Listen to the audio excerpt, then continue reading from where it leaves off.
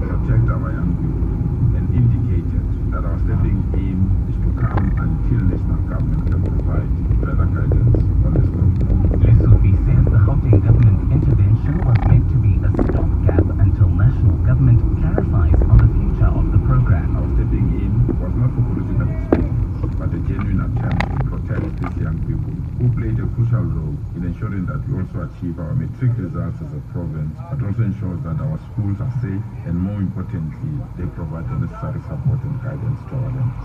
Today marks 68 years since more than 20,000 women marched to the union buildings in Tshwane to bring an end to past laws enforced by the apartheid government. It pays tribute to the role played by women in achieving a democratic South Africa.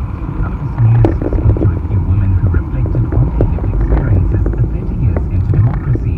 Noluthando Ngeno reports. South Africa has celebrated Women's Day since 1995, and this day provides an opportunity for us to pay tribute to the many generations of women whose struggles have laid the foundation for progress made in empowering the next generation. While significant strides have been made in the fight against apartheid, gender discrimination and inequality, the experiences of women in South Africa remain diverse and multifaceted. Post-1994, we've seen women navigating a landscape of significant progress and ongoing challenges. These women explain their experiences in breaking down glass ceilings and stereotypes.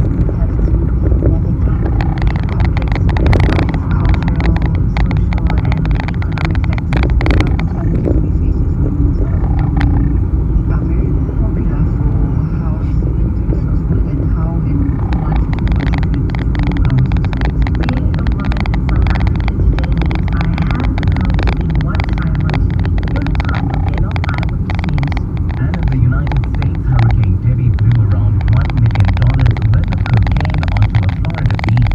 Debbie made landfall on Monday, causing power outages and flooding across the southeastern U.S.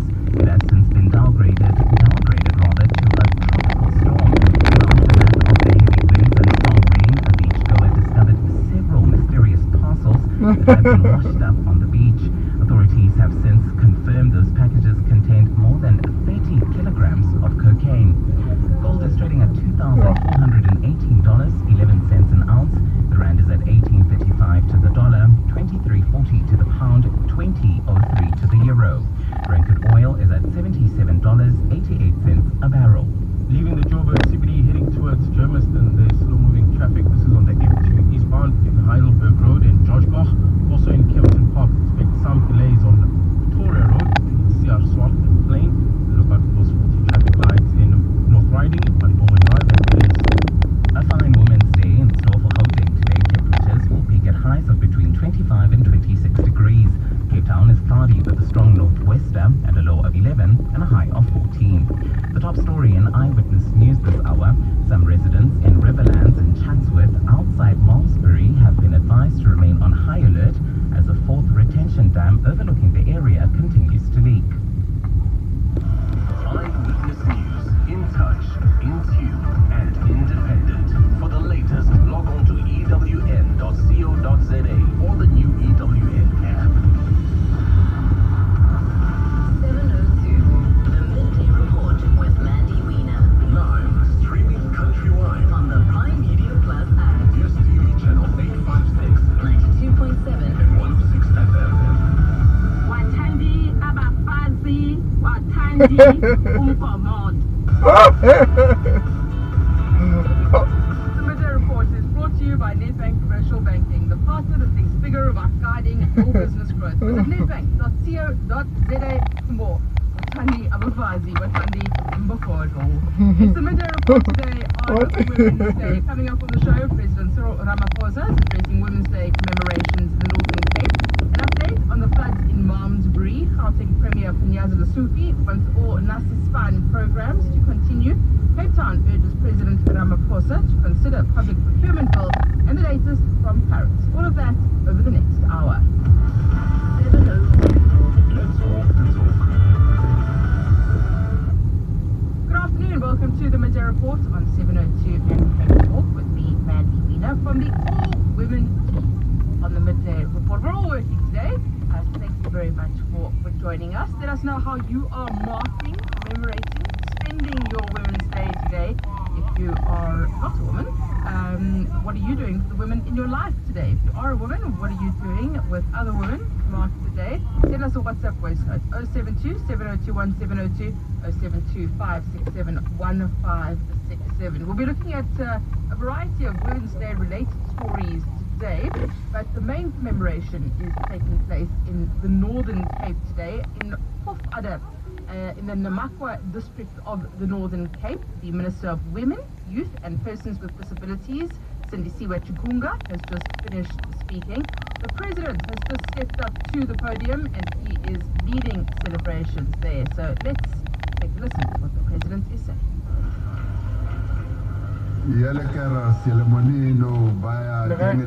When? Okay.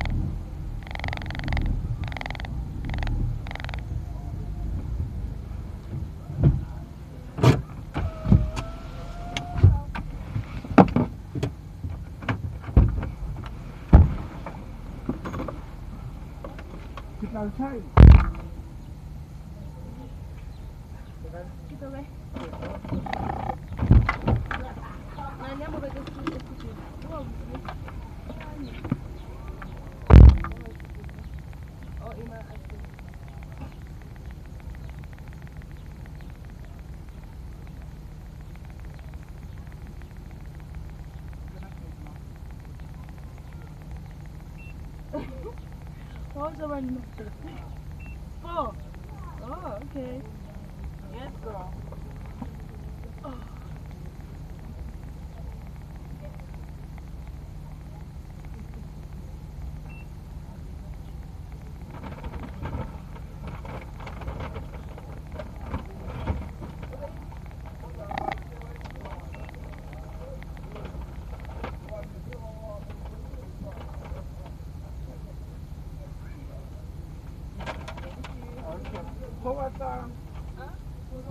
How about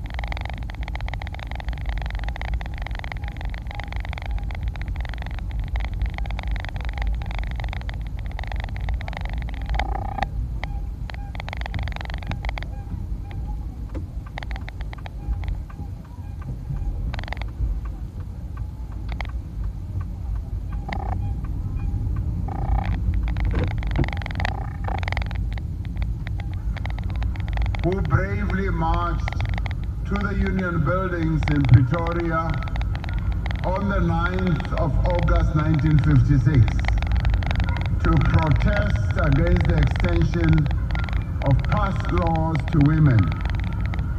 And today, that is why we have this public holiday in commemoration and memory of those 20,000 women who came from all over South Africa. They were courageous, they were brave, and they were determined. And they stood in silence for 30 minutes once they had given their petitions to the then apartheid rulers. And I'm told that the Prime Minister of the time On seeing that they were approaching, he got into his car and ran away. I will not run away. I have been involved in situations where women came to give a petition at the union buildings, and I was there at 9 o'clock at night, and I received those petitions, and I did not run away. But the then Prime Minister ran away. He had weggehardloop, want hy was baie bang vir die vroumense van ons land. Ons sê baie dankie vir al daardie 20,000 vroumense wat union buildings toegegaan het in 1956. And it is these women who said, Watinta Bafazi, Watinti Mbogoto, Uzagufa. When you strike the women, you strike a rock and you will be crushed. Finish and fly. In the many years since then, and this song has come to represent women's courage in South Africa and their strength. I must say that whenever we have state visits, I tell this story every time we have Women's Day. Whenever we have state visits, and when the heads of states come to the union buildings, there is a representation of two rocks, one at the bottom, one on top. And I always explain to them what happened on the 9th of August 1956 at that very spot. And I tell them that the stone on the top is to grind.